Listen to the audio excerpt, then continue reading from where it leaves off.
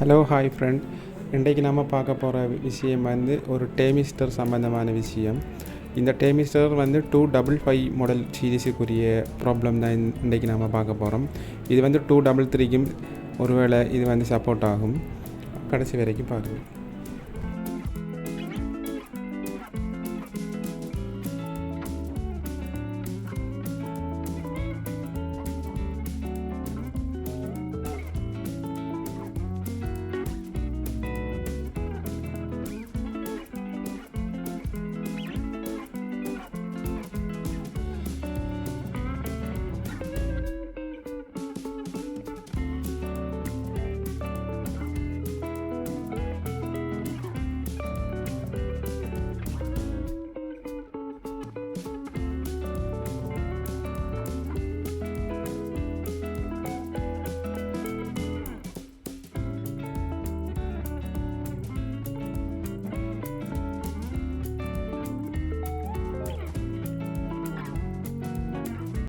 இந்த வீடியோவில் காட்டிக்கிறது வந்து ஹீட் ரோலர் சென்சர். இந்த சென்சரில் இந்த கேபிள் வந்து கனெக்ட் ஆகலைன்னு சொன்னால் E013 டிஸ்பிளே ஆகும்.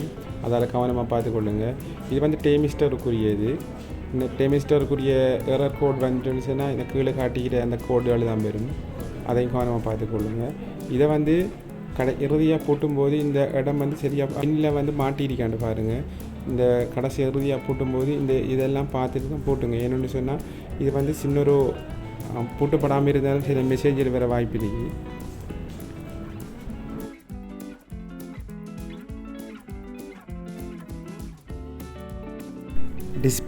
டிஸ்பிளேயில் வர மெசேஜை வச்சு டேமிஸ்டரில் ப்ராப்ளம்னு சொல்லி கண்டறிஞ்சிங்கன்னு சொன்னால் நீங்கள் வந்து அந்த டேமிஸ்டரை கலட்டி க்ளீன் பண்ணி ஒருக்கா திரும்பியும் போட்டு செக் பண்ணி கொள்ளலாம். திரும்பியும் அந்த மெசேஜ் வருமானு சொன்னால் நீங்கள் கட்டாயம் டேமிஸ்டரை தான் மாற்றிக்கொள்ள வேணும்.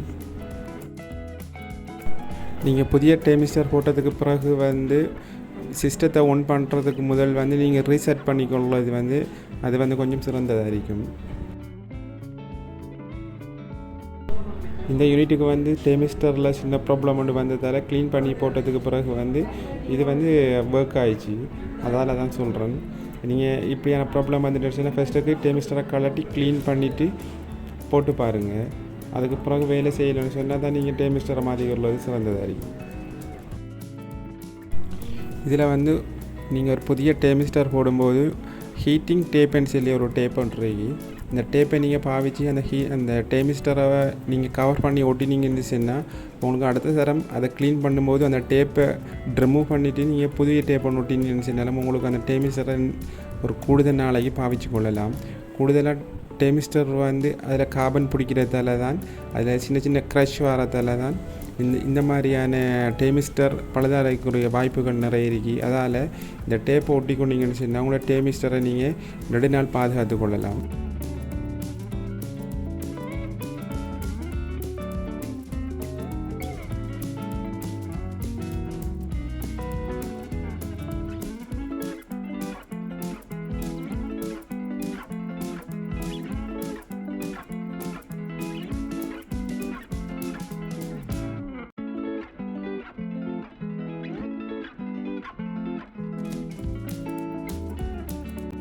இந்த டேப்பை ஒட்டுற முறை வந்து இந்த வீடியோவில் போட்டிருக்கேன் பாருங்கள்.